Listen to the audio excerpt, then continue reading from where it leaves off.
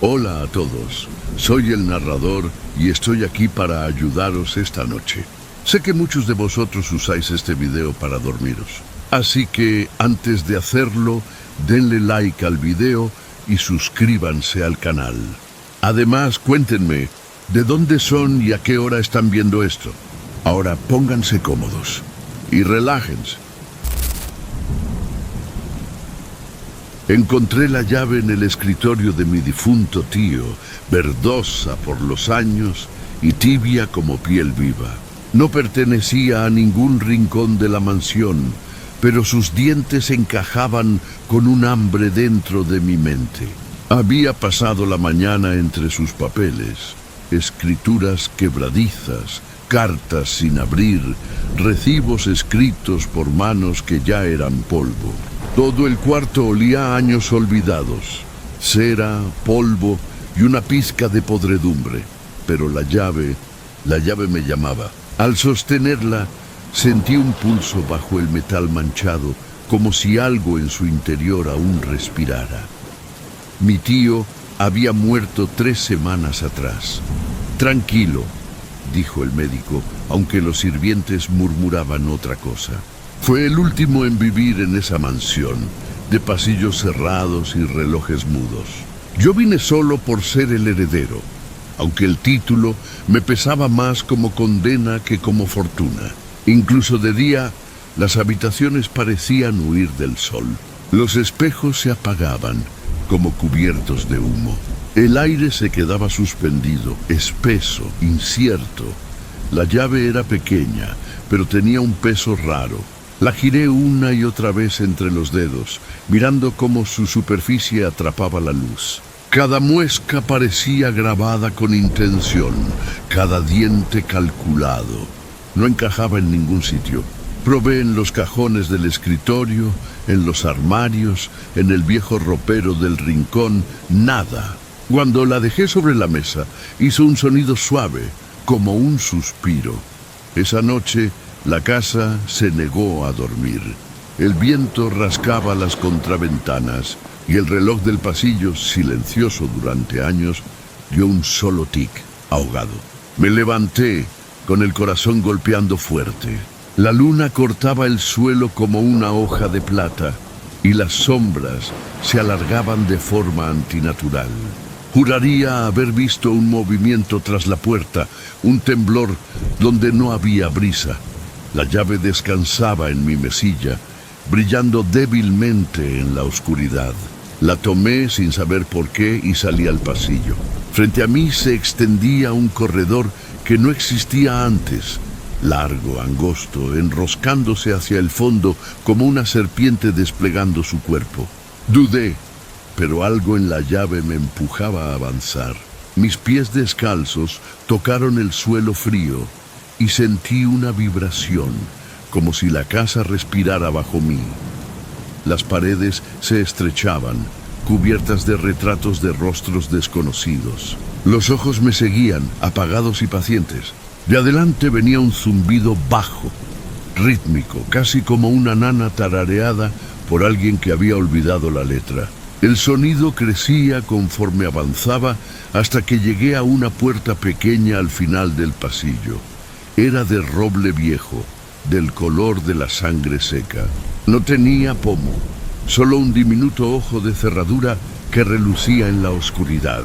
Mis dedos supieron qué hacer antes que mi mente. La llave giró con un chasquido casi alegre, un clic húmedo, como algo que despierta tras un largo sueño. La puerta se abrió hacia adentro, y el aire que salió olía a polvo, leche y hierro. Era un cuarto infantil. Un caballito de madera se balanceaba en la esquina, con la pintura descascarada y un ojo de vidrio ausente. Una cuna esperaba junto a la ventana, cubierta de telarañas que se movían aunque el aire estuviera quieto. Sobre ella colgaba un móvil de hojas de hierro, girando despacio y murmurando en voz baja. Las paredes eran del color del pergamino viejo y en el centro colgaba un retrato. Era yo, no como ahora, sino como fui, tal vez con 6 años, dormido en una cama que no recordaba. El parecido era escalofriante, más real que el recuerdo mismo. Sentí el pecho apretarse. Bajo el retrato descansaba una cuna. Algo dentro se movió. Me acerqué. La cuna empezó a mecerse lenta al principio, luego con intención. Nadie la tocaba. Cada crujido sonaba como un latido dentro del cuarto. Pude ver una silueta pequeña bajo la manta fina. Mi aliento empañó el aire, aunque el lugar estaba cálido, casi vivo. ¿Quién anda ahí?, susurré con la voz temblando. La cuna se detuvo. El silencio me presionó los oídos hasta que escuché un suspiro leve, infantil, tan cerca que casi era mi propio aliento. Estiré la mano temblorosa y levanté la manta. La cuna estaba vacía, pero sabía que algo había estado allí. La manta seguía tibia. Miré otra vez el retrato, y esta vez los ojos del niño estaban abiertos. Mi yo más joven me miraba, y juraría que vi un leve movimiento en la comisura de su boca, una sonrisa fría, consciente. El móvil giró más rápido, sus hojas de hierro tintineando como campanillas. El aire se espesó, saturado con un olor que reconocí demasiado tarde. El mismo dulzor tenue que flotaba en la ropa de mi tío cuando lo enterramos. El suelo crujió bajo mis pies, suave como un suspiro. Me di la vuelta para huir, pero la puerta ya no estaba. Solo había pared, fría, lisa, muda. La lámpara que llevaba parpadeó y se apagó. En esa oscuridad oí la cuna comenzar a moverse otra vez. Ya no era un vaivén dulce. Golpeaba irregular, frenética. Luego, otro sonido, leve pero inconfundible. El giro de una llave en una cerradura muy cerca de mi oído. Sentí un aliento en la nuca y una voz pequeña, infantil, susurró: mía. Cuando desperté, era de día. El corredor había desaparecido. La pared era sólida como piedra. La llave yacía sobre mi pecho, su cobre brillante otra vez, como recién pulido. Ese mismo día me fui de la mansión y nunca volví. Pero a veces, cuando despierto en plena madrugada, siento ese mismo calor en la palma. Escucho el leve balanceo de madera sobre madera y una voz de niño tarareando esa vieja melodía. La llave sigue allí, en mi mesilla, esperando. Y aunque cada noche cierro con llave todas las puertas de mi casa, a veces despierto y encuentro una abierta, una que antes no existía. En las 4, la casa se convierte en una jaula de costillas. Cada escalón es cartílago, cada puerta un diente. Nunca duermo a las 4. A esa hora, mi madre me llama desde el rellano, aunque lleva años enterrada en un invierno duro como el hierro. «Hijo», murmura y la palabra gotea como agua derritiéndose. Enciendo la lámpara. El pasillo se ahoga en sombras. Ven, dais, y obedezco porque a las 4 aún soy su hijo. Ahí está vestida con su traje de boda. Amarillento, quebradizo, una reliquia donde anidan las polillas. «Bésame», susurra levantando el velo. Pero debajo no hay rostro, sino un espejo. Mi reflejo exhala sobre el cristal y algo detrás de mí responde con otro aliento. Me repito que las 4 solo son una bisagra de la noche, que el amanecer pronto abrirá sus manos y reparará lo que la oscuridad desarma. Pero la casa me enseña otra lección. Las paredes laten con un dolor lento, y el pasamanos bajo mi mano se siente como un hueso demasiado tiempo enterrado. Limpio, pero peligroso. Cargo la lámpara como un cura carga una vela en una cripta. Su círculo de luz se cierra sobre mis dedos como un anillo. El polvo flota dentro, como esas polillas pequeñas que devoran lo que uno quiere conservar. La voz de mi madre regresa, descendiendo como niebla por el papel tapiz, subiendo al techo, colándose en mi oído como el agua se cuela bajo una puerta. «Hijo», repite, más despacio ahora como si la palabra pesara. Está parada en el rellano donde la escalera se divide a la izquierda y a la derecha. En vida siempre había elegido el camino de la derecha, la habitación del este, desde donde podía contar techos y chimeneas, imaginando que bajo cada techo había una mesa servida y en cada chimenea un aliento tibio.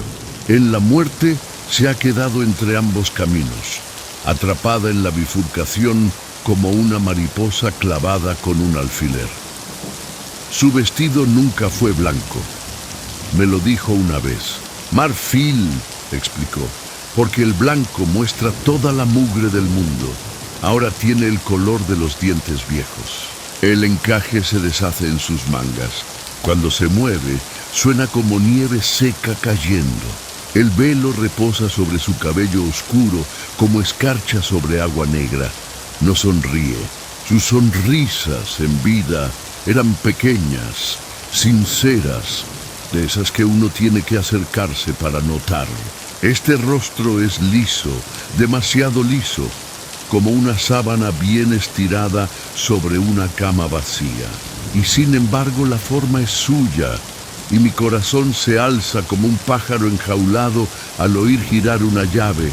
«Ven», repite, y su voz es una cuerda lanzada al fondo de un pozo. La tomo y subo. La casa escucha.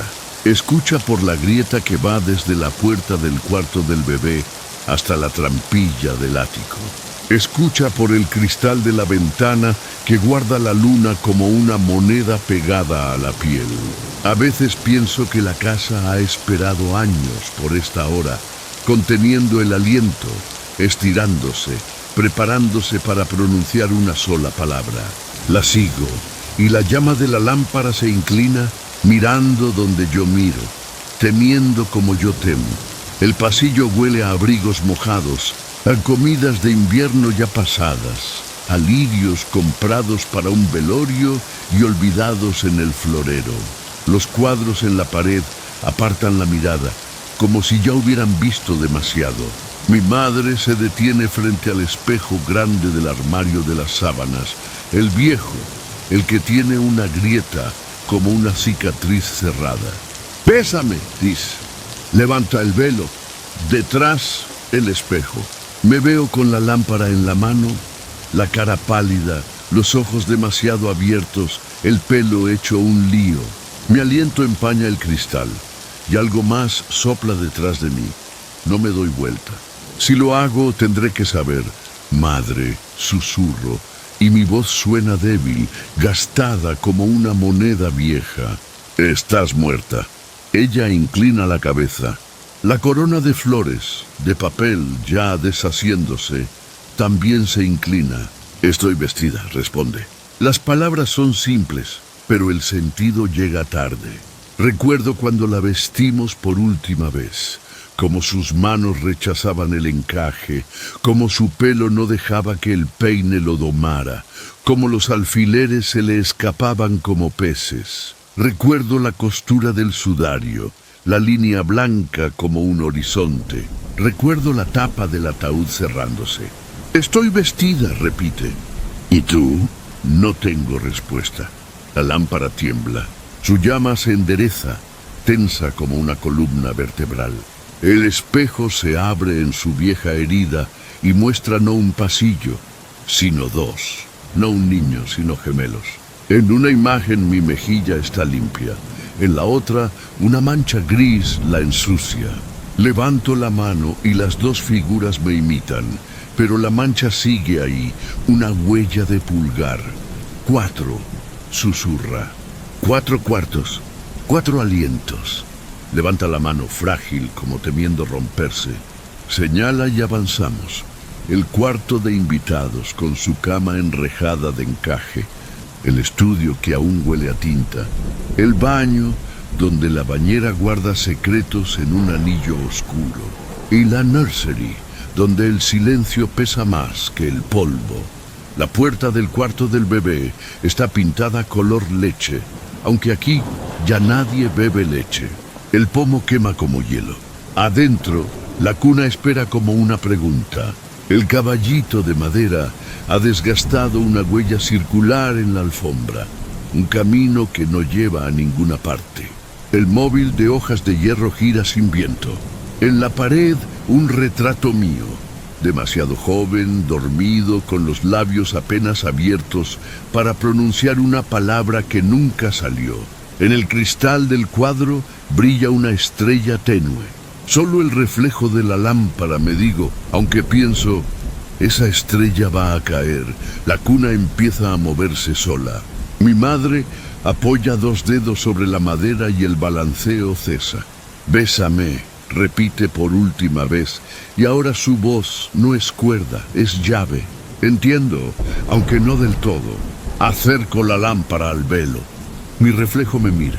Mi respiración empaña el vidrio. Detrás de mí, el otro aliento, el suyo, sube profundo, paciente como una marea. Si beso el espejo, la besaré a ella, o lo que queda de ella, como un hombre que se vuelve piedra cuando lo tallan. Si no lo hago, la casa seguirá siendo una caja torácica, y algún día yo seré una de sus costillas. Me inclino. El cristal está más frío que el agua. Mis labios se encuentran con los míos. Un frío me atraviesa, un aliento de invierno, de tumba, con sabor a violetas sobre tierra y al hierro de la pala que la removió. Me llena y me vacía al mismo tiempo, dejándome más pequeño y más grande, como una concha que aprendió la forma del mar. El velo cae, el espejo se empaña, luego se aclara, la cuna ya no está vacía. Dentro hay una forma pequeña, doblada como una carta. Su rostro es estrecho como el mío, su cabello oscuro como el agua nocturna. Sus párpados se mueven, soñando algo más real que el mundo. Una huella de pulgar marca su mejilla. La reconozco. Siempre la he reconocido. El móvil gira una vez y se detiene con un clic, como si las hojas hubieran encontrado el norte. Vístete, dice mi madre. Ahora está junto a la puerta, en un rincón donde la luz no entra. Vístete para la hora. Su voz suena delgada, como hilo que ya ha pasado por demasiadas costuras. Miro mi camisón, mis pies desnudos, la lámpara agonizando. El niño se mueve, suelta un sonido suave, como el viento colándose por las cortinas. Tomo la manta vieja, la que huele a cajón limpio y lavanda. La extiendo sobre el pequeño cuerpo con la delicadeza de quien cubre un espejo. El roce del tejido suena como una nevada. El niño respira. Yo respiro. La casa intenta no hacerlo, pero no puede evitarlo.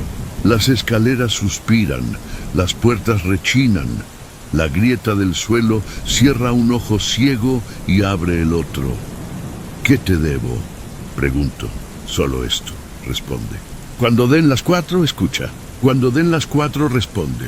Cuando den las 4, recuerda que te pedí un beso y me lo diste.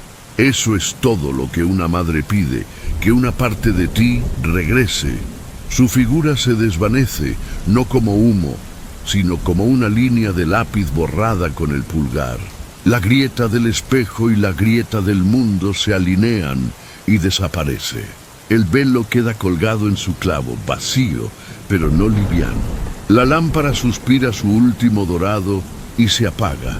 A las 5 la casa vuelve a ser solo una casa.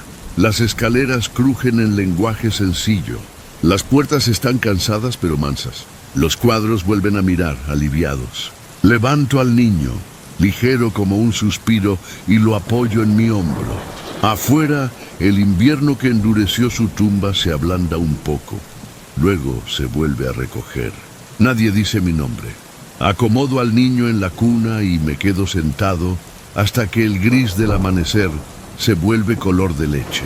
Espero que desaparezca cuando levante la manta, como suelen hacer los sueños piadosos. Pero el rostro sigue ahí, la huella también, y ese leve subir y bajar que cuenta la vida. Cuelgo el velo junto a las sábanas y me lavo la mejilla hasta que arde. La marca no se va. Al mediodía mi tía golpea la puerta. ¿Dormiste?, pregunta. Sí, Le miento. ¿La casa se siente menos vacía? Sí, respondo. Y no es del todo mentira. Dice que deberíamos venderla en primavera.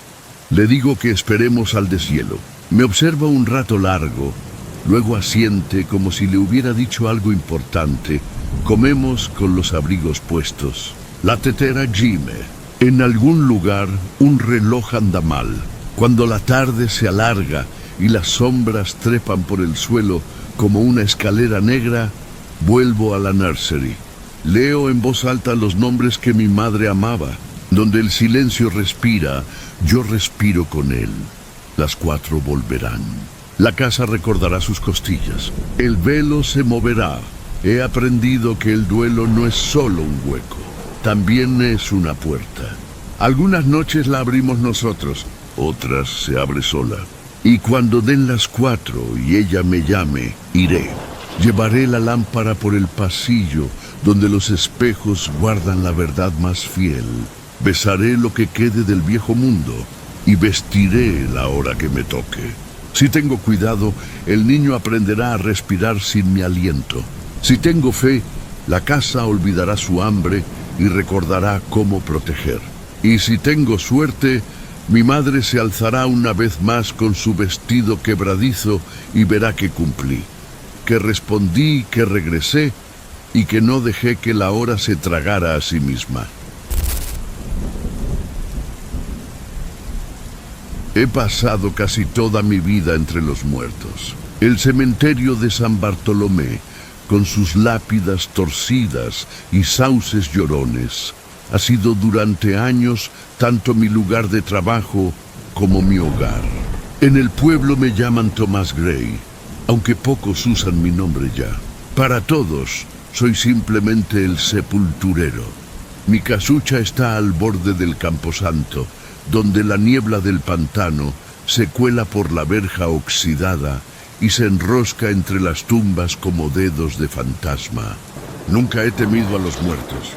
Son compañeros silenciosos, obedientes, pacientes, incapaces de crueldad. Son los vivos los que he aprendido a temer hasta que apareció él. Todo empezó una tarde de otoño, bajo un cielo morado y cansado. La campana de la iglesia había dado las 5. El cura se había marchado y yo me quedé solo para llenar la última fosa del día. El nombre grabado en el ataúd era Jonathan Hale, un hombre cuya vida había sido tan oscura y retorcida como su muerte. Rico, solitario y, según decían, completamente chiflado en sus últimos años. Se rumoraba que pasaba las noches riendo solo en su mansión, una risa aguda, espantosa, que se oía por las calles vacías como el grito de un alma en pena. Cuando lo encontraron muerto, todavía sonriendo, los dientes al aire en una mueca espantosa, nadie se atrevió a tocar el cuerpo hasta que amaneció. Cavé su tumba junto al muro norte, donde las tumbas más viejas dormían olvidadas bajo la hiedra. Ya caía la tarde cuando trajeron el féretro y recuerdo que pensé que la madera era demasiado fina para alguien tan odiado. Mientras los cargadores lo bajaban, sentí una inquietud extraña, como si la tierra vibrara resistiéndose a tragarlo. Cuando todos se marcharon, me quedé solo, el viento helado pegándome en la cara. Juraría que escuché algo entonces, un sonido leve, como un suspiro que venía de abajo.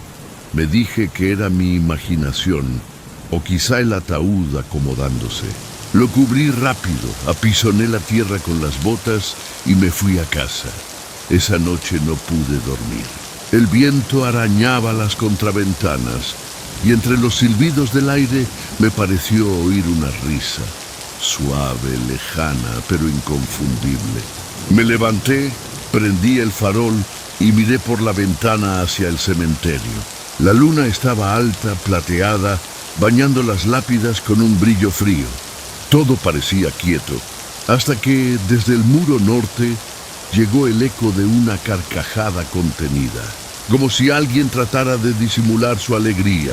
Se me heló la sangre. Salí con el farol. y cada ráfaga de viento traía consigo esa risa maldita guiándome hacia la tumba de Hale. Cuando llegué, la tierra parecía removida, aunque yo mismo la había dejado firme. Me arrodillé temblando y toqué el suelo. Estaba caliente, caliente por Dios. Como si algo ardiera debajo, salí corriendo. Por la mañana volví y la tumba estaba igual que antes, fría y apretada. Me convencí de que había sido un sueño, cosas de un viejo cansado. Pero esa tarde, cuando cerraba el portón, se me acercó un chiquillo del pueblo, blanco como la cera. Don Tomás, susurró, mi mamá dice que el muerto se está riendo otra vez. Estuve a punto de darle un sopapo por hablar sandeces, pero cuando señaló hacia el muro norte, se me cortó el aire. Incluso desde allí se oía una risita baja, temblona, que fue creciendo hasta colarse entre las piedras de las tumbas. Durante 3 noches siguió la risa. El pueblo empezó a decir que el alma de Hale no encontraba reposo, que su maldad lo mantenía atado al cementerio. Yo, que había convivido con cadáveres sin miedo, empecé a temer la caída del sol. Ya no comía, no dormía. Cada noche la risa volvía más cerca, más nítida, hasta que juraría escuchar palabras entre las carcajadas, palabras burlonas que susurraban mi nombre. La 4ª noche no aguanté más. Cogí mi farol, la pala, y fui decidido a callar aquella voz para siempre. La luna estaba baja y roja como sangre. La niebla me cubría hasta las rodillas. Apenas llegué al muro norte, la risa empezó de nuevo, tan cerca, tan humana, que casi solté el farol del susto. ¡Basta ya!, grité. Por el amor de Dios, cállate. El sonido creció, chillón, delirante. Mis manos temblaban mientras hundía la pala. Cavé como un loco, sin pensar en el cansancio ni en el sudor. Cada palada hacía la risa más fuerte, hasta que parecía venir de justo debajo de mis pies. Cuando el filo chocó contra la madera, el silencio fue tan total que dolía. Dudé un instante. Luego abrí el ataúd, y lo que vi casi me arranca la razón. El rostro de Jonathan Hale me miraba igual que el día del entierro. Ojos abiertos, sonrisa inmóvil, una mueca que parecía burlar la muerte. Pero los labios estaban húmedos, y entre los dientes se movía algo oscuro, viscoso, que se arrastraba sobre su lengua y se perdía en su garganta. Retrocedí tropezando, y entonces volvió el sonido. Una risa gorgoteante, húmeda, que salía del mismo cuerpo. Huí entre la niebla, tropezando con las lápidas, con esa risa maldita persiguiéndome como una sombra viva. Llegué a mi choza, atranqué la puerta, pero el sonido no se fue. Se filtraba por las paredes, por las rendijas, por dentro del pecho. Al amanecer el silencio era peor que la risa. Cuando el cura vino a verme, me encontró acurrucado en la esquina, aferrado a la pala. Dijo que parecía haber envejecido 10 años en una noche. Le conté todo. Me llamó loco, que eran delirios, culpa o soledad. Ordenó sellar la tumba otra vez y me prohibió volver allí. Pero la risa no se fue. Volvió la noche siguiente y la otra, hasta que la oía también de día, escondida entre el crujir de las hojas, el golpe de la pala, el susurro del viento sobre las tumbas. Dejé de comer, de hablar. Los del pueblo me evitaban. Decían que estaba maldito. Una tarde, desesperado, volví al cementerio. Juré que acabaría con lo que fuera que me atormentaba. Pero al llegar al muro norte, la tumba ya estaba abierta, vacía. No recuerdo mucho después de eso. Dicen que me encontraron al amanecer, vagando por los pantanos, riéndome como un demente. Siempre riéndome. Ahora estoy aquí, en esta celda fría, escribiendo estas palabras con un pedazo de hueso. Los curas vienen a rezar por mí, pero no pueden ayudarme, porque lo sigo escuchando. Jonathan Hale, el hombre que reía. Viene en mis sueños, se agacha junto a mi cama y me susurra chistes que ningún mortal debería oír. Y yo río con él. Oh, cómo río. Pero a veces, cuando la luna está llena y el aire huele a tierra removida, escucho otro sonido bajo nuestras carcajadas, el de palas cavando, de pasos acercándose. Quizás otro pobre infeliz venga a llenar la tumba que dejé abierta, y cuando lo haga la tierra temblará otra vez, y el hombre que reía volverá a levantarse. Hay un valle que no aparece en ningún mapa, un lugar del que solo se habla en voz baja entre los viejos del pueblo, los que aún viven cerca de los páramos. Le llaman el Valle Negro. Dicen que se esconde entre acantilados de granito que se alzan como las fauces de una bestia dormida. Los viajeros cuentan que allí el aire jamás se mueve, ni siquiera cuando el viento sopla con furia sobre las colinas. Los pájaros no lo sobrevuelan, los animales ni se acercan. Es un silencio tan profundo que parece estar vivo. Pero lo más raro de ese valle, según dicen los cuentos, no es su silencio, sino su eco, porque no repite los sonidos, repite los pensamientos. Más exactamente, los últimos pensamientos de los muertos. Habría tomado esa historia por pura superstición, si no lo hubiera escuchado con mis propios oídos.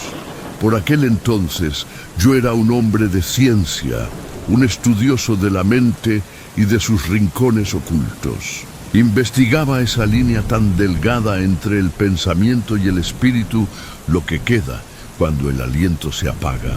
Mi nombre es Jonathan Hale, y corría el año 1847 cuando llegué al pueblo de Dunwin, cerca de los acantilados del norte. Mi propósito era examinar la leyenda del Valle Negro, que los lugareños creían maldito. Decían que muchos que habían entrado allí jamás regresaron, y los pocos que lo hicieron volvieron cambiados, murmurando, pálidos, con los ojos vacíos, como si les hubieran arrancado el alma. Cuando mencioné por primera vez mi deseo de visitar el valle, la esposa del posadero dejó caer el vaso que estaba secando. «No debe ir ahí», susurró, «la tierra allí. Recuerda». Sus palabras no me asustaron, me picaron la curiosidad. Tardé medio día a caballo en llegar a los acantilados. El sendero se fue estrechando hasta volverse apenas un rastro entre brezos retorcidos y piedras negras cubiertas de musgo. El aire se volvió más frío y hasta el caballo empezó a temblar. Tuve que bajarme y guiarlo de las riendas hasta que alcanzamos el borde del valle. El Valle Negro se extendía ante mí, un enorme cuenco de sombras, rodeado de muros de roca que se alzaban como cuchillas. La tierra era tan oscura como el carbón, y una neblina delgada se deslizaba sobre ella como el aliento de algo dormido debajo. Grité una vez, despacio, solo para probar el eco. Nada, solo mi corazón respondiéndome. Bajé. Con cada paso el mundo parecía alejarse más, como si el valle se tragara la luz y el sonido al mismo tiempo. Oía mis botas rozar las piedras, pero el ruido se moría enseguida, ahogado por unas manos invisibles. Y entonces algo, un susurro. No fuerte, pero tan nítido que cortó el aire. ¿Por qué? ¿Tenía que ser de noche? Me quedé helado. La voz era débil, flotando sin viento alguno. No era mía, no era humana. Esperé, conteniendo el aliento. Un momento después otra voz, distinta, temblorosa, vieja. No siento las manos. Dios mío, no siento las manos. Las voces subían y bajaban como olas. Algunas rezaban, otras lloraban, otras solo murmuraban con resignación. Venían de todas partes, de las rocas, del suelo, de la misma niebla. Las sentía rozándome por dentro, susurrando dentro de mis pensamientos. Y entonces lo entendí. No eran sonidos, eran los últimos pensamientos de los que habían muerto allí. Al principio, el miedo casi me paraliza, pero mi fascinación fue más fuerte. Saqué mi cuaderno y empecé a anotar cada frase que podía distinguir. Las voces aparecían y desaparecían sin aviso, a veces repitiéndose, a veces entrelazándose en una especie de canto triste. Me quedé hasta que cayó la noche. La niebla se espesó y la luz de la luna apenas rozaba el suelo. Encendí mi farol y seguí escuchando, el corazón golpeando como loco. Y entonces la oí, una voz de mujer, suave, rota. Jonathan, ¿por qué me dejaste? La mano me tembló tanto que casi se me cae el farol. Ese nombre, mi nombre, esa voz, la conocía. Eleanor, susurré. La niebla pareció acercarse como si me escuchara. Eleanor, grité, y entonces apenas un aliento junto a mi oído. Hace frío, Jonathan. Prometiste que volverías por mí.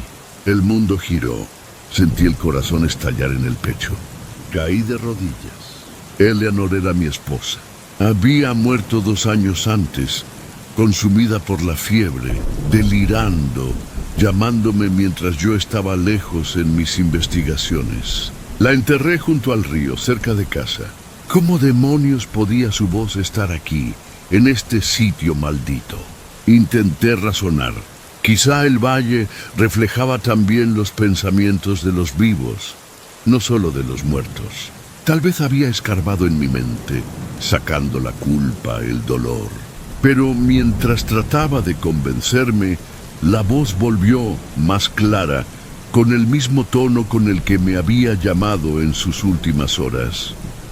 No dejes que me lleven, Jonathan. Por favor. El farol parpadeó. Un frío me recorrió la nuca. Me giré.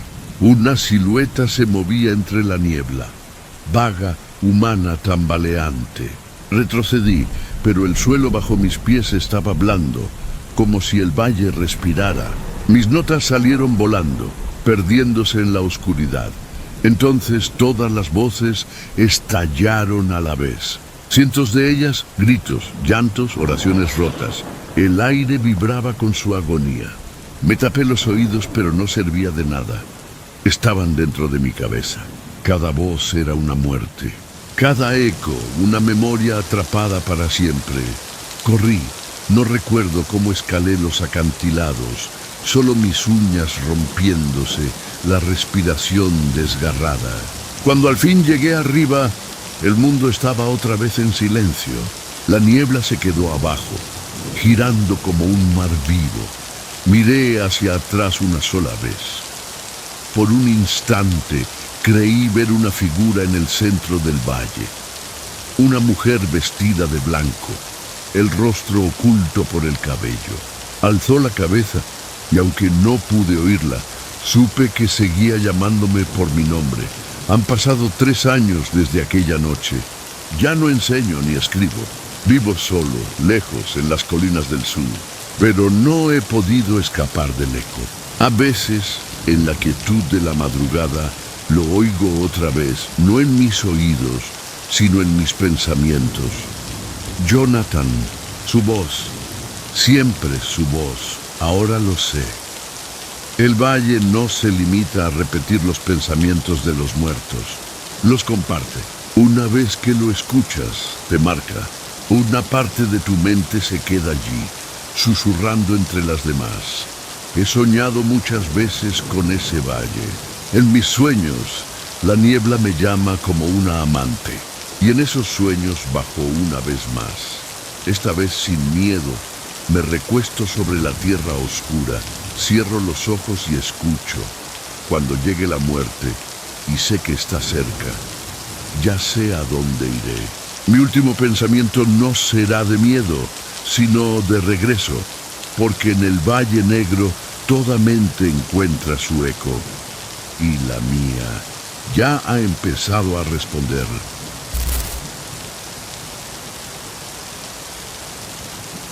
Fue en el crepúsculo de mi vida cuando conocí a Adrian Mallory, un pintor cuyo genio era tan innegable como la locura que lo acompañaba como una sombra.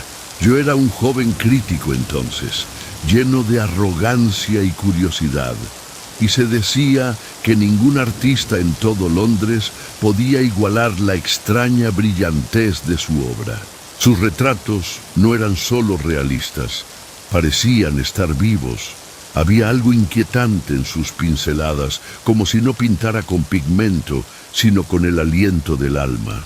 La gente murmuraba que sus modelos enfermaban después de posar para él, como si les robara no solo la imagen, sino la vitalidad misma. Cuentos así habrían sido pura habladuría, de no haber visto yo con mis propios ojos su última creación, el retrato en humo. Entré por primera vez a su estudio una gris tarde de noviembre. El aire estaba cargado con el olor a trementina y algo más. Un aroma dulce, tenue, como incienso quemado. Las cortinas estaban corridas y la única luz provenía de una lámpara de aceite alta que proyectaba sombras temblorosas en las paredes. «Ah, señor Latham», me saludó Mallory con una voz ronca y baja. «Viene usted a ver la verdad vestida de color, ¿eh?» Era un hombre alto, aunque su cuerpo se había vuelto frágil, casi traslúcido. Sus ojos ardían con una luz febril. Detrás de él, un cuadro a medio terminar. El rostro de una mujer pálido y delicado, emergiendo de un fondo oscuro como una luna entre nubes. Casi podía jurar que respiraba. «Parece... viva», murmuré. Mallory sonrió, y su sonrisa no era ni amable ni cuerda. «¿Viva? No, amigo mío», dijo. «Lo está». Se acercó al retrato y con los dedos temblorosos acarició el aire frente a él. «¿Sabe usted cómo es un alma, Latham? Yo la he visto, la he pintado. Cada color, cada sombra, es un latido atrapado en pintura. Reí con nerviosismo, creyendo que bromeaba, pero sus ojos no se apartaron del lienzo. «Ya casi lo he perfeccionado», susurró. «Pero la perfección exige sacrificio». Durante las semanas siguientes lo visité a menudo. No podía resistirme a la atracción oscura de su arte, ni a la extraña fascinación de sus palabras. Cada vez que iba, el cuadro había cambiado ligeramente. Los ojos de la mujer, antes apagados, ahora brillaban con humedad. Sus labios tenían un leve tinte rosado. Una vez, al acercarme para observar el detalle, creí ver un pulso latir en su cuello pintado. Retrocedí enseguida. «Mallory, ¿cómo demonios es posible esto?» Él soltó una risa suave, medio loca. «Cada respiración mía, cada hora frente a ella, le entrego un poco más de mí. ¿No lo ve? El arte no crea, intercambia. Yo respiro en ella». Entonces se inclinó hacia el retrato, tan cerca que sus labios casi rozaron la oreja pintada. Y pronto, susurró, «ella respirará de vuelta». Un escalofrío me recorrió la espalda. Esa noche salí de su casa con la imagen de ese rostro grabada en la mente. Juraría que sus ojos me seguían, que su sonrisa se hacía más profunda mientras me alejaba. Pasaron las semanas y el invierno londinense cayó con toda su crudeza. La nieve empezó a cubrir las calles, ahogando el ruido de la ciudad. No supe más de Mallory hasta una noche helada, cuando un sirviente llegó a mi puerta, pálido y temblando, con una carta escrita a toda prisa. «Venga enseguida, ella ha despertado». Fui sin pensarlo. Su casa estaba a oscuras, salvo por el resplandor que se filtraba desde debajo de la puerta de su estudio. Entré sin llamar. El aire era espeso lleno de humo, gris, denso, girando en el aire como si tuviera vida propia. No había fuego alguno.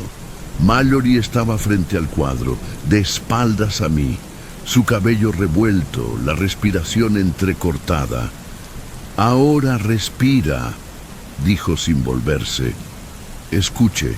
Aguacé el oído. El silencio era absoluto, salvo por un suspiro bajito, lento, como el aliento que se escapa de unos pulmones pintados. Venía del lienzo. Me acerqué, contra todo instinto. La mujer del retrato había cambiado. Su piel parecía brillar con una luz tenue, sus ojos húmedos y sus labios, esos labios perfectos, se entreabrían apenas. Entonces lo vi. Un velo finísimo de niebla salió de su boca. Un aliento real, visible, que se mezclaba con el humo del aire. Mallory cayó de rodillas, llorando. «¿Lo ve?», gimió. «Ella ha tomado vida de mí. El intercambio está completo». Su voz era débil, su rostro grisáceo. Corrí a ayudarlo, pero me apartó con la mano. «No me compadezca. Este es mi gran obra». Se volvió hacia el retrato. «Respira, amor mío», susurró. «Respira otra vez», y lo hizo. Otro suspiro más largo salió del cuadro. El humo se arremolinó con violencia. Pude ver su pecho moverse bajo las pinceladas, subiendo, bajando. Sus ojos giraron, como si despertara de un sueño, y entonces, para mi horror, sonrió. El humo salió del cuadro en oleadas, llenando la habitación. Se envolvió alrededor de Mallory como un sudario vivo. Él jadeó, arañando el aire. La está devolviendo», gritó entre bocanadas. Mi aliento, mi vida. El humo se espesó hasta que desapareció por completo dentro de él. La lámpara titiló, chispeó y se apagó. Un instante de silencio y luego un sonido suave, rítmico, respiración no de Mallory, de ella. Cuando desperté, pues debo haberme desmayado, la mañana ya se filtraba débilmente por las cortinas. El estudio olía a aceite y ceniza. Mallory yacía en el suelo, inerte, con la piel blanca como el lienzo. El cuadro seguía en el caballete. Los ojos de la mujer estaban abiertos. Su expresión era serena. Sus labios, ahora con un tenue color de sangre, parecían cálidos y, que Dios me perdone, había humedad en el cristal donde había estado su boca. Huí despavorido y llamé al comisario, pero cuando volvimos, el cuadro había desaparecido. Solo quedaba el leve olor a humo. Han pasado años desde aquella noche, pero jamás he podido olvidarla. A veces, en sueños, la veo otra vez. Su rostro surgiendo entre la neblina, sus ojos tranquilos, sabiendo. He recorrido galerías, colecciones, subastas, con la esperanza de no encontrarla y el miedo de hacerlo. Una vez en París creí verla. El retrato colgaba en una pequeña casa de subastas, sin nombre ni firma. Pero cuando me acerqué, el encargado me detuvo. «Ah, monsieur», me dijo, «no toque el cristal.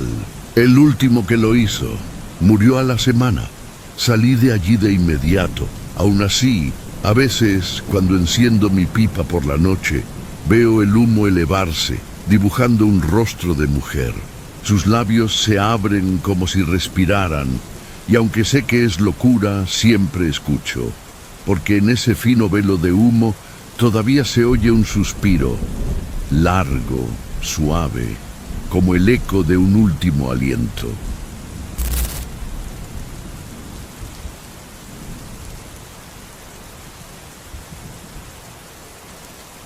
Hay objetos en este mundo que parecen nacidos del mal, no forjados por manos humanas, sino creados por alguna voluntad más oscura, que habita entre las sombras que separan la vida de la muerte.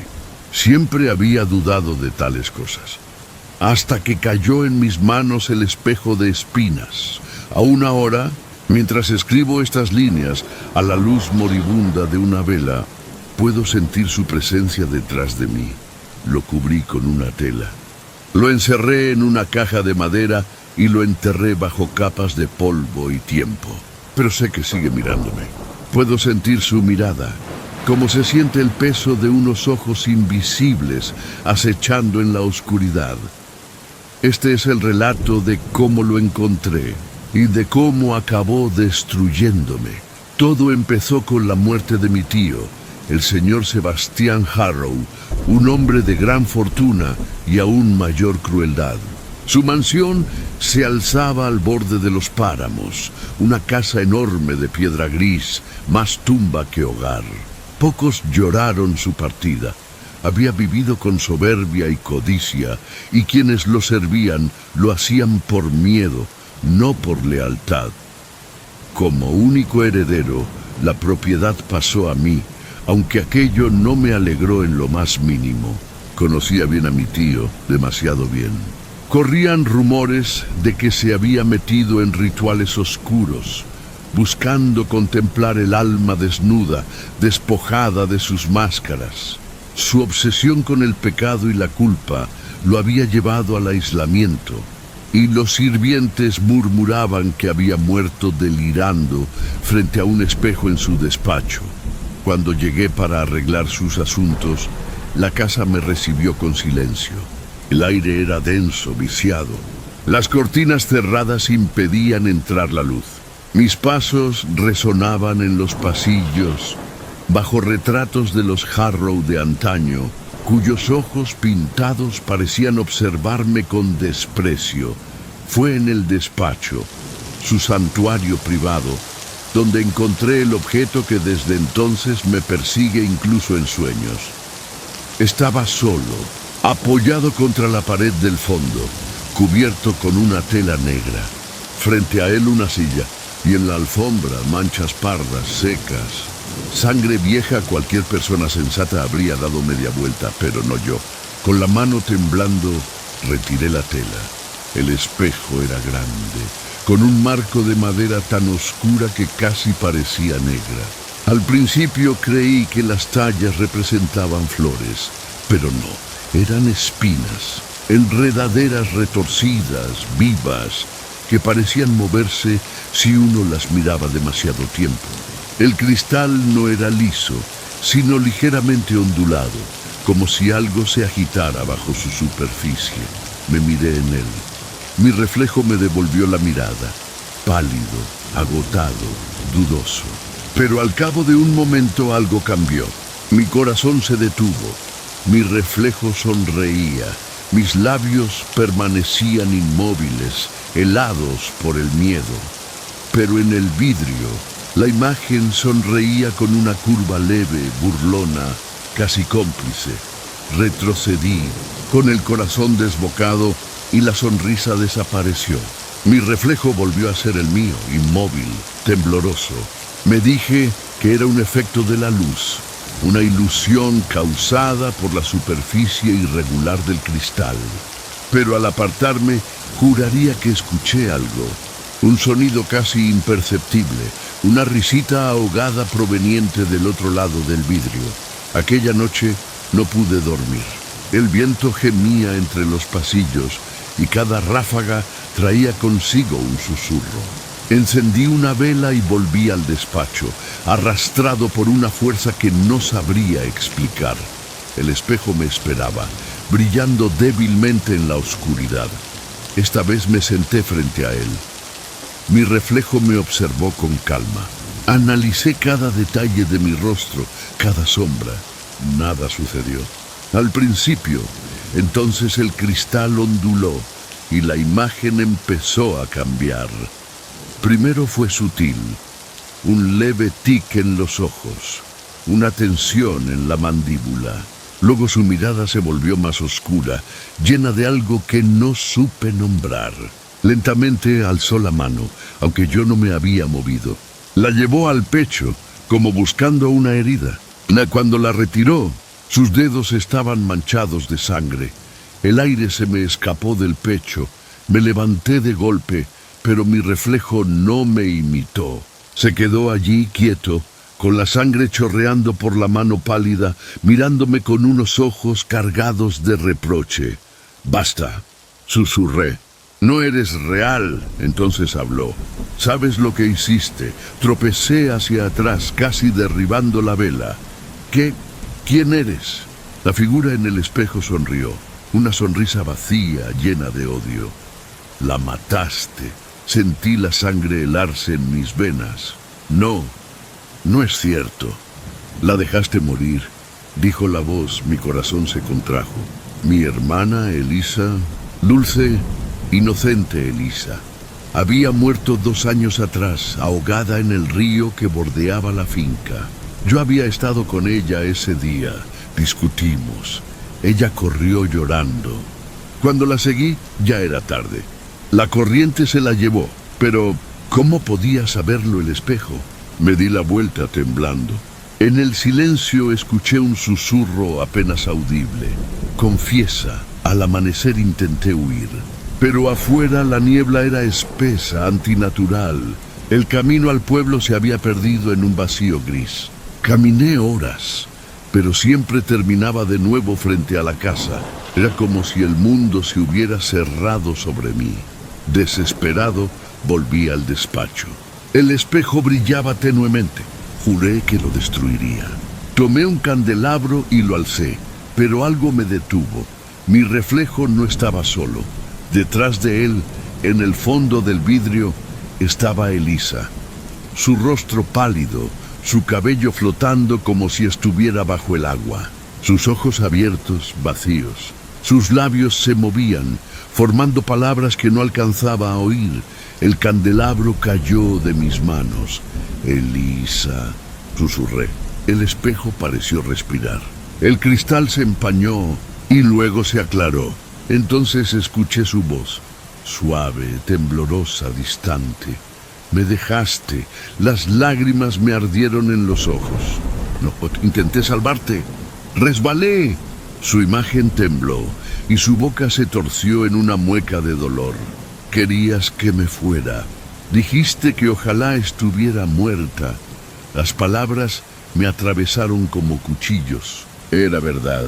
Las había dicho una vez en un arranque de rabia. Y ahora el espejo las devolvía vivas como un eco del infierno. Las espinas talladas en el marco parecían latir, alimentándose de mi culpa. Mi reflejo alzó su mano ensangrentada y la apoyó sobre el cristal. Desde ese punto finas grietas se extendieron como venas. El espejo empezó a sangrar. La sangre corría por su superficie, espesa, oscura. Quise correr, pero mis piernas no respondieron. Mi reflejo me miraba, ya sin odio, solo con una lástima infinita. Entonces susurró: «Ahora verás lo que eres». El cristal se quebró, no hacia afuera, sino hacia adentro, tragándose la luz, el aire, y a mí desperté en el suelo. El espejo estaba intacto, pero el olor a hierro y humo llenaba la habitación. Mi reflejo me observaba distinto. Sus ojos enloquecidos. Sus labios se movían antes que los míos, murmurando secretos que no quiero recordar. Ahora, donde sea que mire, lo veo. En los escaparates, en el agua, en cualquier superficie brillante. Siempre está ahí, sonriendo, susurrando. He intentado destruir el espejo 1000 veces. No se quema, no se quiebra. Una vez lo enterré en la cripta familiar, pero al amanecer volvió a aparecer en mi habitación, esperándome. Quiere que lo mire, y a veces, cuando ya no tengo fuerzas para resistir, lo hago. Cada vez veo más rostros de aquellos a quienes herí, pecados que creí olvidados. Florecen tras el cristal como flores de sangre, brotando de un jardín de espinas. El espejo no muestra lo que es, muestra lo que somos, y por eso escribo esto antes de que se apague la vela, porque sé lo que viene. Mi reflejo ya no se mueve igual que yo. Me observa con una leve sonrisa, su mano apoyada en el cristal, esperando que cruce. Puedo sentir el frío filtrarse. El límite se vuelve delgado. Pronto respirarás el aire del otro lado del espejo, donde cada espina lleva mi nombre grabado. Quizás, cuando me encuentren, pensarán que morí de locura. Quizás vuelvan a cubrir el espejo como yo lo hice, pero él esperará, paciente, eterno, a que otro alma culpable lo descubra, y cuando esa persona mire dentro de su profundidad, también verá la verdad. El espejo de espinas no maldice a los inocentes, solo revela a los culpables.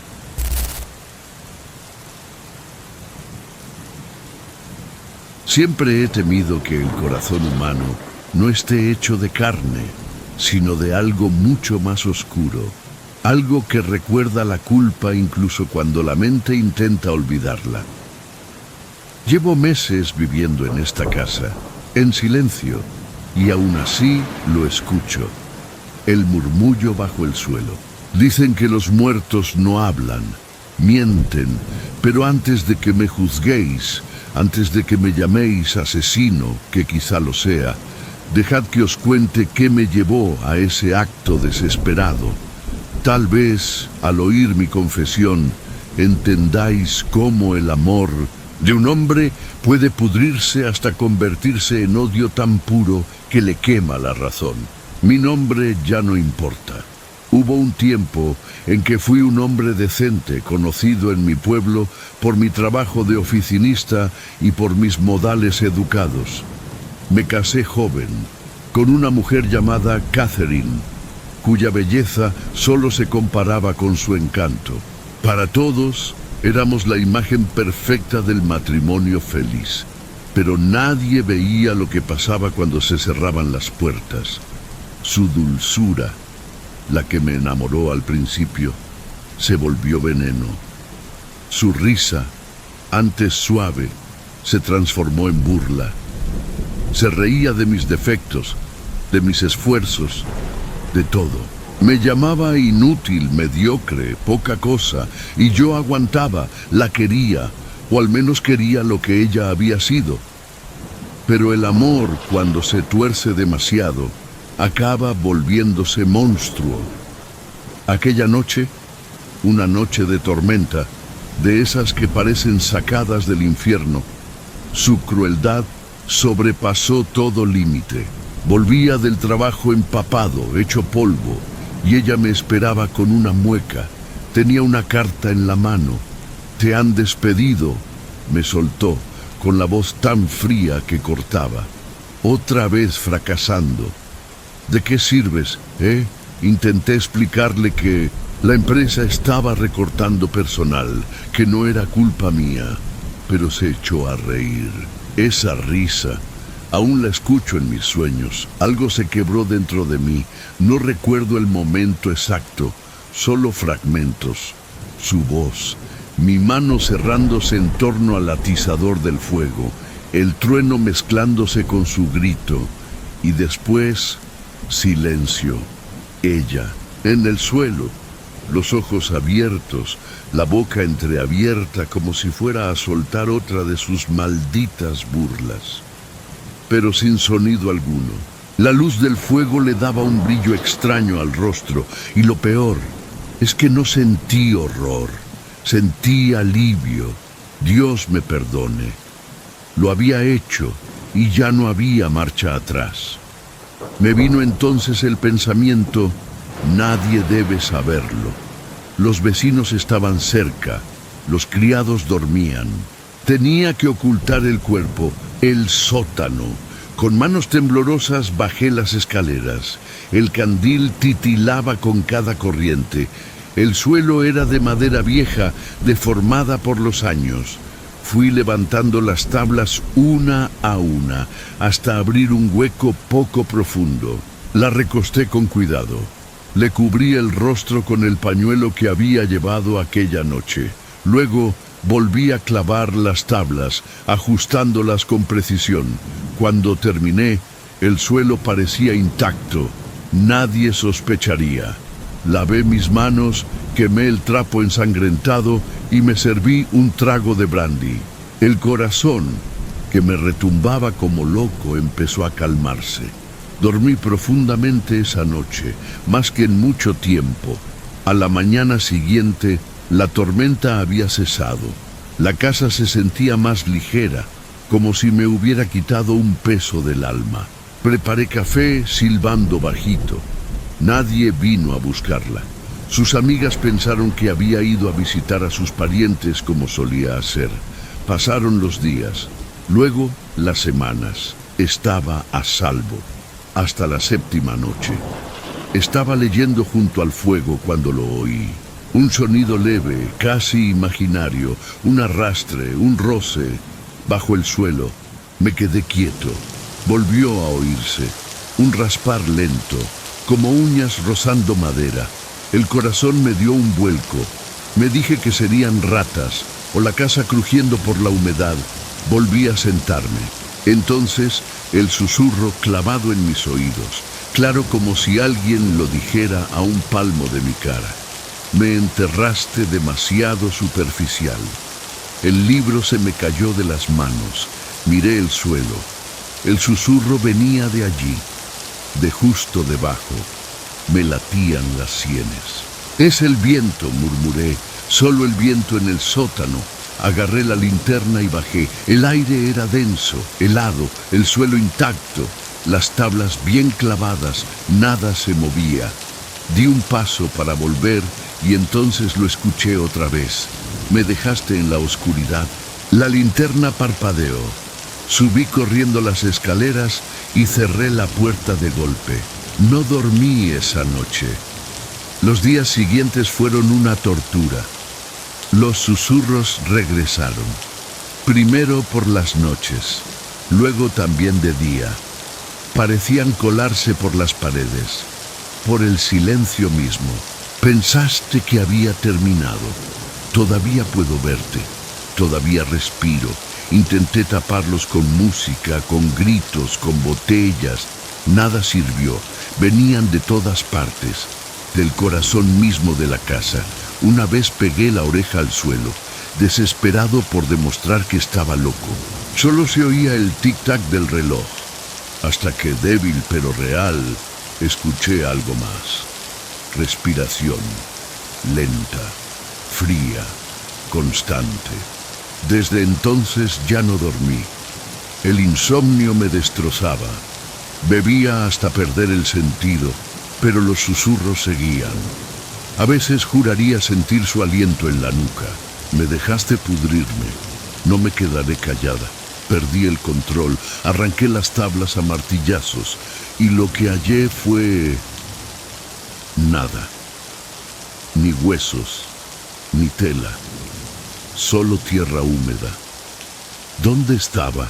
La moví sin recordarlo. ¿Alguien la sacó? ¿O volvió por sí misma? Sellé la puerta del sótano, la clavé con clavos gruesos y quemé el marco. No pensaba bajar nunca más, pero los susurros siguieron más altos, más cercanos. Una noche escuché pasos, pero no abajo, arriba. Los reconocí al instante. Eran los suyos, lentos, medidos. Catherine. ¿Quién anda ahí?, grité. El techo crujió, cayó polvo, y una voz respondió suave como un hilo. Estoy donde me dejaste. El suelo vibró. Caí de rodillas, tapándome los oídos. Los susurros se hicieron gritos, risas, gemidos. Una tormenta viva. Las tablas se hinchaban, se abrían. Algo se movía ahí abajo. Huí. Salí corriendo bajo la lluvia, gritando como un loco. No sé cuánto tiempo vagué. Cuando volví al amanecer, la casa estaba en calma. Parecía intacta, pero la puerta del sótano había desaparecido, arrancada de cuajo. Y en el suelo, grabado con algo que no era humano, leí: Te perdono. Han pasado meses desde aquella noche. Vivo lejos de esa maldita casa, en un piso donde nada cruje ni sopla el viento. Pero el sonido, ese sonido, no me deja en paz. Cuando todo queda en silencio, cuando estoy solo demasiado tiempo, vuelve. Suave, apenas un suspiro. Puedes cubrir el suelo, mi amor, pero no puedes enterrar la culpa. He intentado quitarme la vida 2 veces y las 2 veces me ha detenido el susurro. No me deja descansar, me dice que espere, que escuche, y eso hago. Cada noche me siento en la oscuridad, esperando que el suelo se abra, que sus manos pálidas salgan a buscarme y me lleven a donde pertenezco. A veces creo escuchar su respiración justo debajo de mis pies, lenta, paciente, como si también me estuviera escuchando a mí. Y a veces, Dios me ampare, me sorprendo susurrándole de vuelta. Fue en una lúgubre tarde de otoño, bajo un cielo hinchado con promesas de tormenta, cuando la escuché por primera vez, la campana. Su tañido no provenía de ninguna iglesia conocida, ni de torre visible por ojos mortales. Y aún así, el sonido era claro, profundo, solemne, tan cargado de tristeza que parecía vibrar dentro de mis propios huesos.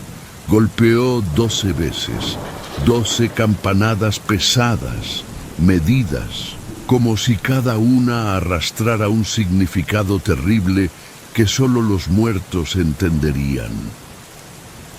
En nuestro pequeño pueblo de Dunsmuir ya se contaban historias raras. Sombras que se movían sin luz, voces que susurraban el nombre de los moribundos, justo antes de su último aliento. Pero nunca di crédito a tales habladurías. Yo era un hombre de razón, de estudio, o eso me gustaba creer. Pero aquella noche, cuando la campana sonó entre la niebla y el silencio, algo helado me agarró el corazón. No era simple miedo, era reconocimiento. Ya la había escuchado antes. No sabía cuándo, ni dónde. A la mañana siguiente pregunté en el pueblo si alguien más la había oído. La mayoría me miró con inquietud. Algunos se santiguaron y murmuraron oraciones, hasta que habló el sacristán, el viejo Bartholomew Crane. Señor, me dijo bajando la voz, mejor no mencione esa campana en voz alta. Suena solo para los condenados. Cuando taña medianoche, significa que la muerte anda suelta antes del amanecer. Solté una risa nerviosa. ¿Y para quién, según usted, sonó anoche? El viejo me miró con los ojos vacíos. Para nadie que sepamos aún. Pero al caer el sol, lo sabremos, y así fue. Antes del amanecer, encontraron el cuerpo de un viajero junto al viejo puente de piedra, muerto. Los ojos abiertos, la cara deformada por el pavor, como si hubiera visto algo indescriptible. Los vecinos susurraban, la campana había tañido por él.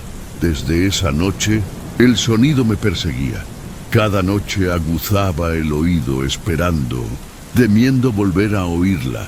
Pasaron los días, luego las semanas, y el silencio volvió. Casi logré convencerme de que lo había soñado, pero el recuerdo seguía ahí, pesado como la niebla del cementerio, y entonces llegó la noche de la tormenta.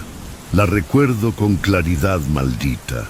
El viento se levantó al atardecer, aullando como 1000 almas sin descanso. Los árboles se doblaban bajo su furia, y la lluvia golpeaba los cristales como si quisiera entrar. Yo estaba solo en mi estudio, leyendo a la luz temblorosa de una vela. Leía una vieja crónica sobre la historia de Dunsmuir. Una distracción tonta. Buscar calma en las palabras de los muertos mientras afuera rugía el infierno. Y entonces me topé con un pasaje que me heló la sangre. Hablaba de una campana, la Bell Mortem. Según el texto, antaño colgaba en la iglesia vieja, la que había estado sobre la colina antes de que levantaran la nueva capilla. Decía que había sido bendecida para sonar por los difuntos, pero maldita para anunciar la muerte de los vivos cuyo fin se acercaba. Después de la peste la fundieron y el metal se perdió en forma desconocida para que nadie volviera a oír su tono. Y justo mientras leía eso, un sonido se alzó entre el trueno. ¡Bong!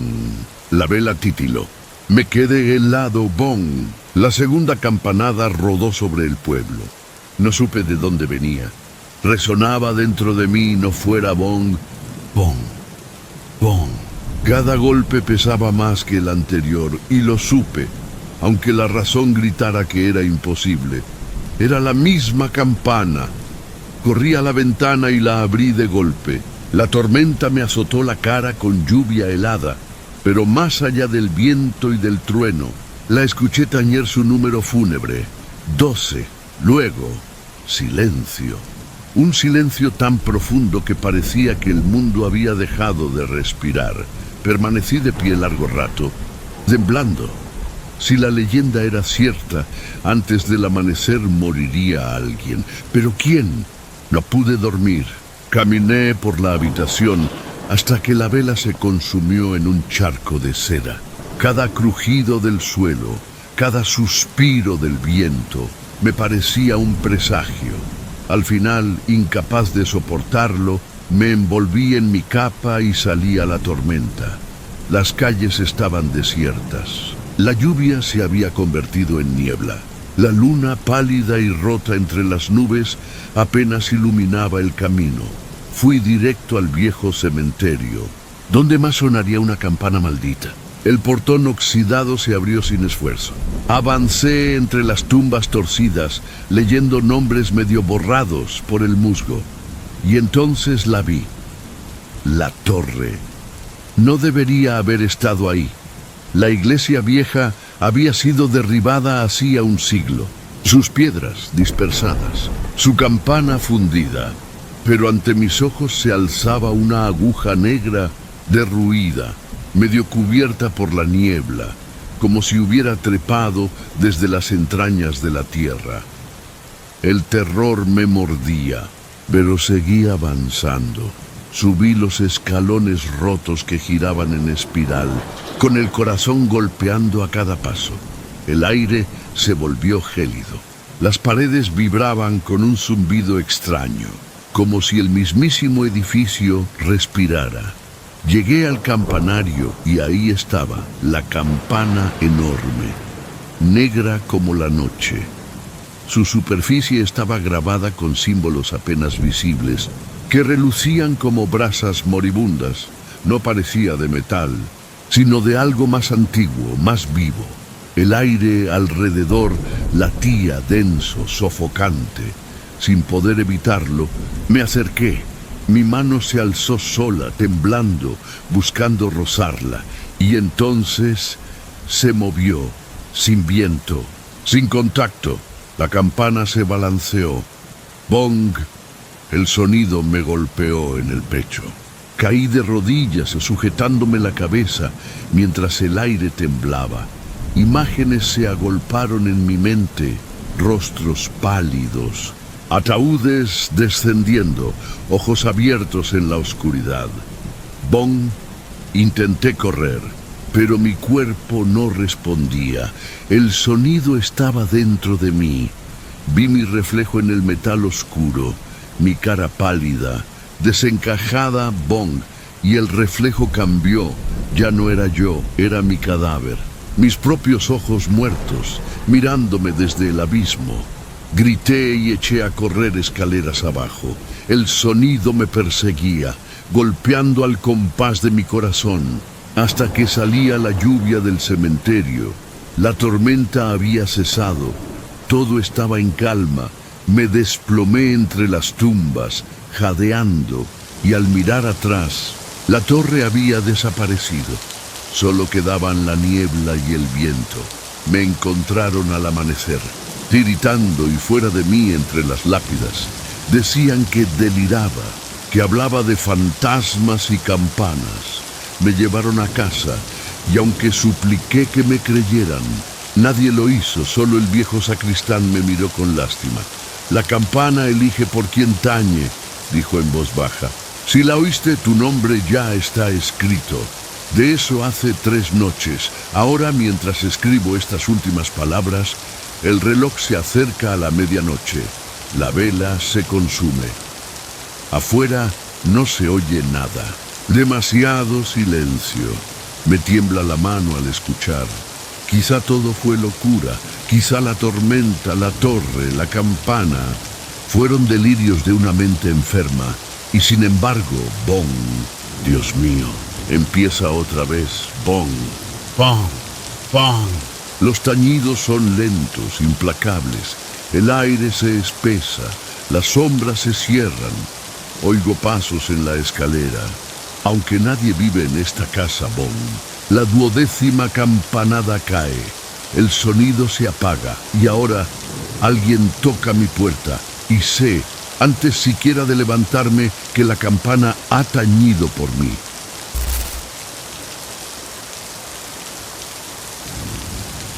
Jamás olvidaré la noche del baile de máscaras. Aún hoy, tantos años después de aquel maldito evento, no puedo recordarla sin que un escalofrío me recorra la espalda, como si dedos helados me acariciaran la nuca. Se suponía que sería la fiesta más grandiosa del año, una celebración de lujo y poder, organizada por el mismísimo Lord Sebastian Bailey, en los majestuosos salones de su mansión ancestral. La invitación ya era una obra de arte, escrita en letras doradas, sellada con cera negra y marcada con el emblema de un cuervo coronado. Decía: venid enmascarados con vuestro mejor atuendo, y que ningún rostro sea revelado hasta el último tañido de la medianoche. Fui uno de los pocos afortunados en recibirla, aunque en realidad no podría decir que conocía a Lord Bailey en persona. Era un hombre envuelto en misterio, encantador ante todos, pero perseguido por rumores. Algunos aseguraban que había amasado su fortuna mediante engaños. Otros decían que una sombra seguía cada paso de su éxito. Yo asistí no por amistad, sino por curiosidad. Una curiosidad que acabaría pagando muy caro. Aquella noche fue puro esplendor. El gran salón brillaba con la luz de cientos de velas, reflejadas en espejos y suelos de mármol pulido. Los candelabros colgaban del techo como constelaciones detenidas en el tiempo, y el aire estaba cargado con el perfume de las damas y el dulce aroma del vino. La música, interpretada por músicos enmascarados vestidos de terciopelo carmesí, flotaba entre risas, murmullos y el tintinear de copas. Todos los invitados llevaban máscaras, doradas, plateadas, emplumadas, incrustadas con piedras preciosas.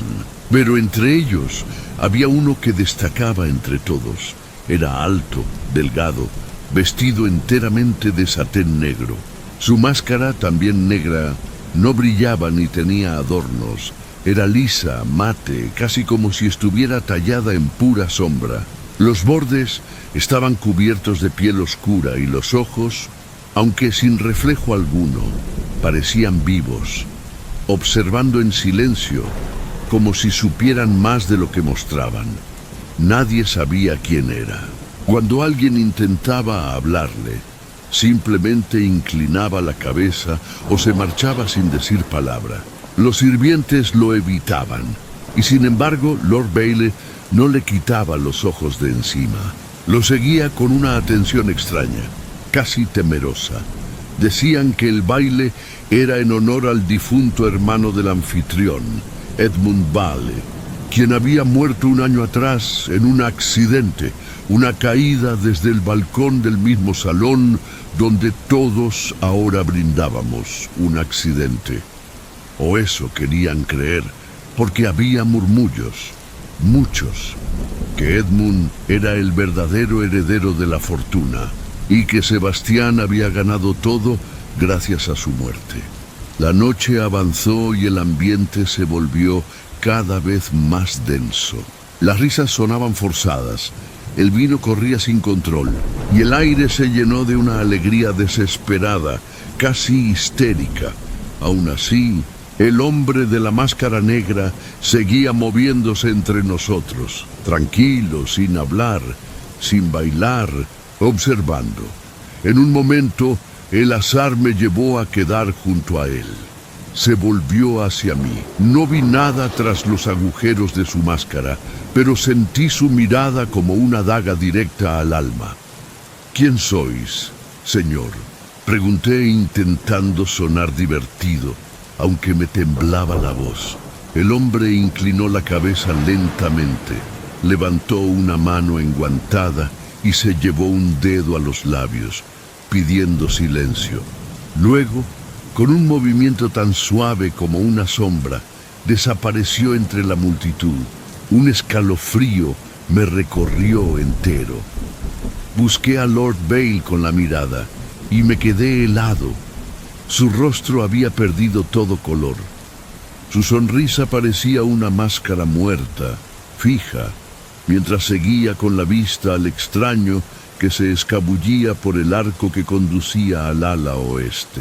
El ala cerrada desde la muerte de Edmund. La medianoche se acercaba, la música cesó, y Lord Vale levantó su copa. Su voz sonó firme, pero había algo en ella. Algo que hacía eco, como si no hablara solo para nosotros. Amigos míos, dijo, la hora se acerca. Pronto caerán las máscaras, y con ellas las mentiras. Pero antes brindemos una vez más, por la vida y por las sombras que nos recuerdan lo frágil que es. Hubo risas, breves, tensas, y un murmullo incómodo recorrió el salón. Chocaron las copas, y vi que su mano temblaba. Entonces sonó el primer campanazo de medianoche. ¡Bong! El salón entero quedó en silencio. Las manos comenzaron a levantar las máscaras. Pero antes del segundo tañido, las puertas del ala oeste se abrieron de golpe, con un estruendo que hizo vibrar las paredes. Todas las velas titilaron. Y allí, embarcado por la oscuridad, estaba el hombre de la máscara negra. Un grito recorrió la sala. Lord Vale dejó caer su copa, que se hizo añicos contra el mármol. «¿Quién osa irrumpir aquí?», gritó con voz temblorosa. El extraño no respondió. Dio un paso al frente y otro. Cada uno resonaba como un golpe de tambor. El aire se volvió frío, casi irrespirable. Los invitados retrocedieron, abriendo un pasillo entre ambos. «No sois bienvenido», vociferó Vale. «Quitad esa máscara y decid vuestro nombre». El hombre se detuvo. Lentamente levantó ambas manos y retiró la máscara. Lo que vimos nos heló la sangre. Bajo la máscara había un rostro pálido, casi traslúcido, con ojos vacíos que ardían como brasas. Era Edmund Vale, el hermano muerto, el que yacía en su tumba desde hacía un año. El caos fue inmediato. Los invitados gritaron y huyeron, tropezando unos con otros. Yo me quedé paralizado. Lord Vale retrocedió balbuceando. No, esto no puede ser. Tú estás muerto. El espectro avanzó y su voz resonó con un eco imposible. ¿De verdad creíste, hermano, que la tumba podría callarme? «Perdóname», gimió Sebastián. «No tuve opción. Fue un accidente, lo juro». «¿Accidente?». La voz del fantasma retumbó como una campana fúnebre. «Tú me empujaste, me robaste mi nombre, mi fortuna, mi vida».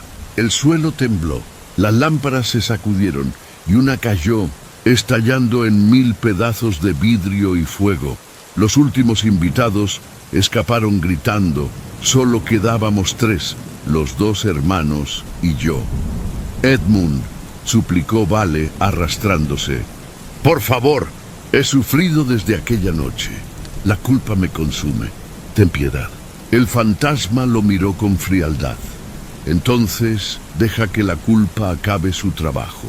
Su mano, blanca, helada, se cerró sobre el cuello de su hermano. El aliento de Vale se convirtió en vapor. Vi cómo el hielo se extendía por su piel. «Suéltame», jadeó. «¡Por el amor de Dios!». «Dios no escucha a los asesinos», respondió la voz del muerto. Con un último empujón, Edmund lo arrastró hasta el balcón.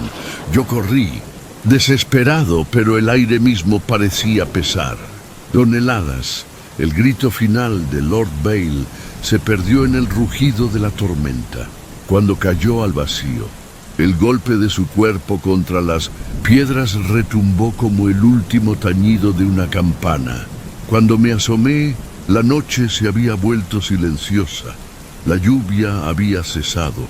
En el suelo yacía el cuerpo de Sebastián Vale, junto a la máscara negra, vacía, empapada por el rocío. Al volverme, el salón estaba desierto, el espectro había desaparecido, solo quedó su voz flotando en el aire. La máscara oculta el rostro, pero nunca la verdad. Hoy la mansión sigue en pie, pero nadie se atreve a entrar cuando cae la noche. Dicen que aún se escucha música, risas apagadas y las campanadas de medianoche resonando entre los muros. Y cuando sopla el viento frío sobre las colinas, puede verse una figura vestida de negro caminando sola por el balcón, con una máscara en la mano, esperando que su hermano vuelva a unirse a él.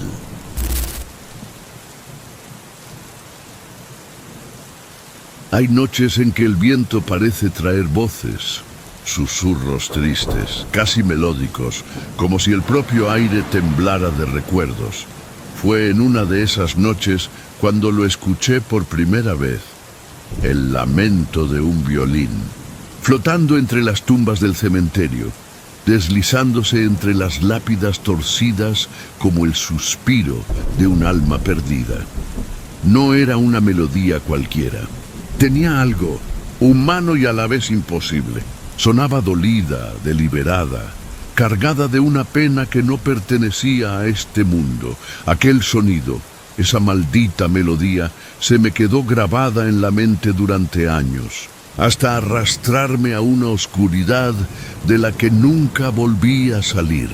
Por aquel entonces, yo era un humilde estudioso de la música, aunque mis investigaciones ya se habían desviado hacia lo oculto. No me interesaban solo las composiciones de los hombres, sino las de los espíritus. Esa vieja creencia de que la música puede ser un puente entre los vivos y los muertos. Esa obsesión me llevó hasta Ravenshade, un pueblito olvidado en el mapa, donde decían que había vivido y muerto un violinista envuelto en misterio. Su nombre era Alaric Dorn. Contaban que su música hechizaba a todo el que la oía, que su violín podía llorar como una viuda o reír como un niño, que de sus cuerdas podían salir plegarias o maldiciones. Pero el genio no viene sin tormento. Dorn era visto muchas noches vagando por el cementerio, tocando solo entre las tumbas. Algunos aseguraban que tocaba para su esposa muerta. Otros, en voz más baja, juraban que había hecho un pacto con algo oscuro, que su arco no estaba hecho de crin de caballo, sino de algo mucho peor. Su muerte fue tan extraña como su vida. Una noche, sus vecinos escucharon una nota aguda, desgarradora, que rompió el silencio como un grito del infierno. Cuando fueron a buscarlo, lo encontraron desplomado sobre su violín, los dedos rígidos sobre las cuerdas, el rostro congelado en una mueca de terror. El arco yacía a su lado, partido en dos. Lo enterraron en el mismo cementerio donde solía tocar, con el violín entre las manos. Esa leyenda me llevó hasta allí. Yo me repetía que era solo por estudio, por investigación, pero la verdad es que quería oírlo. Quería escuchar la melodía que ni la muerte pudo silenciar.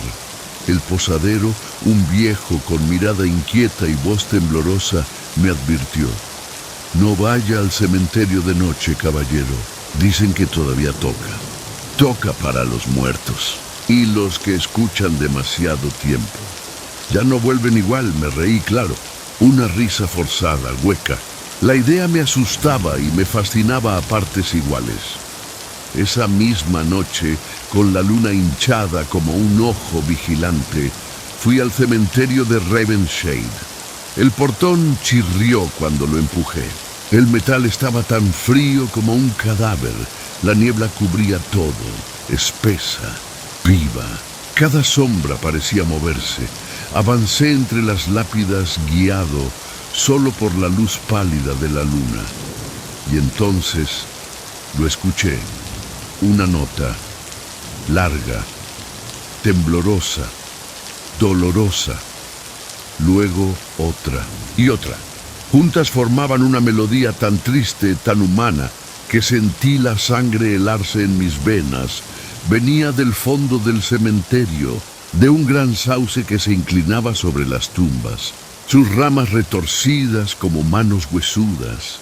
Mi corazón latía con fuerza, pero seguí caminando. La música me atraía, invisible y poderosa, como si tirara de mí con hilos que no podía ver. A medida que me acercaba, la melodía se volvía más clara. Era un violín, no había duda. Pero no cualquier interpretación. Era perfecta, imposible, llena de emoción. Las notas vibraban como lágrimas, caían como suspiros, se alzaban como gritos. Sentía cómo me atravesaban los huesos. Y cuando por fin llegué al sauce, lo vi, la tumba de Alaric Dorn. La lápida estaba cuarteada, el nombre casi borrado por los años, pero se podía leer, y justo delante, medio enterrados, estaban los restos de un violín. La madera podrida, sí, pero las cuerdas brillaban intactas, como si la muerte no las hubiera querido tocar. La melodía creció, y por un instante vi algo entre la niebla, una figura delgada, inclinada sobre la tumba, el arco temblando en su mano. Me quedé helado. El espectro levantó la cabeza, y aunque no distinguí sus ojos, sentí su mirada sobre mí, fría, infinita, mortal. El arco empezó a moverse más rápido, y la música cambió. Ya no era un lamento, era furia, era desafío. Salí corriendo. No recuerdo cómo logré volver a la posada, solo que la música me siguió. Aunque cerré las ventanas y me tapé los oídos, seguía oyéndola. Dentro de mi cabeza, golpeando, llorando, viviente, pasé días enfermo. El médico dijo, fiebre. El posadero murmuró, maldición. Pero yo sabía lo que era. La melodía había entrado en mí. Vivía dentro de mi mente, y lo confieso, la toqué. Sí, la toqué en mi propio violín. Desde el primer acorde, el aire cambió. Las velas titilaron sin viento alguno. Las sombras en las paredes parecían moverse, acercarse, escuchar. Mis manos temblaban, pero no podía parar. La melodía salía de mí como si no me perteneciera.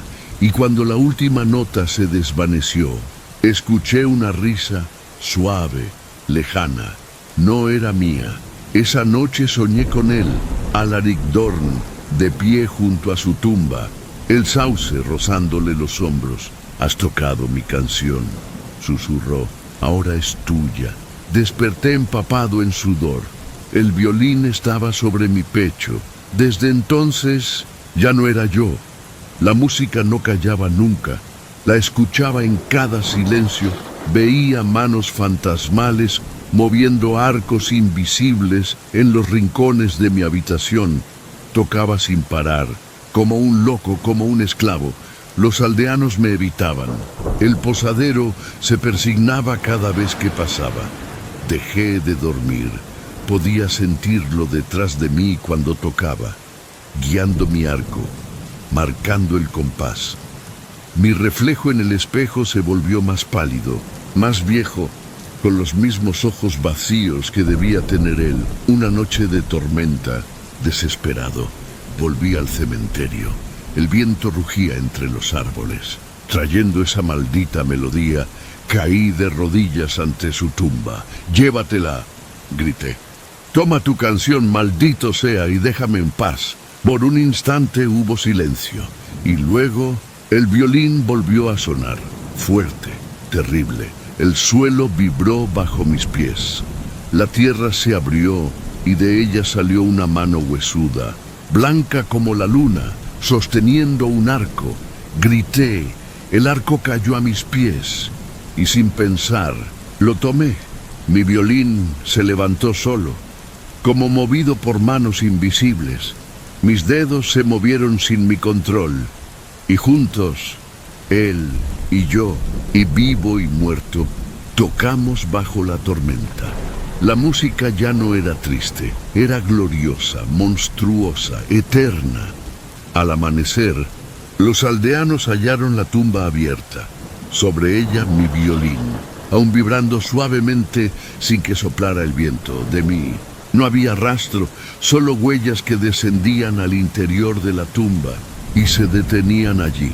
Ahora dicen que cuando hay luna llena, dos violines suenan entre las tumbas de Ravenshade, uno mortal, otro espectral, tocando al unísono, y que quien se atreva a escuchar hasta el final nunca vuelve igual. Su corazón queda atado a la melodía.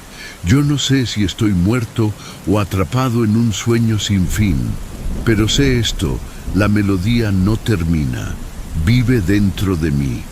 El cementerio es mi escenario, el viento, mi público. Y si alguna vez pasas por Ravenshade y escuchas un violín entre la niebla, no te detengas, porque sí suena hermoso, pero la belleza puede ser una trampa, y la música un sepulcro que nunca se cierra.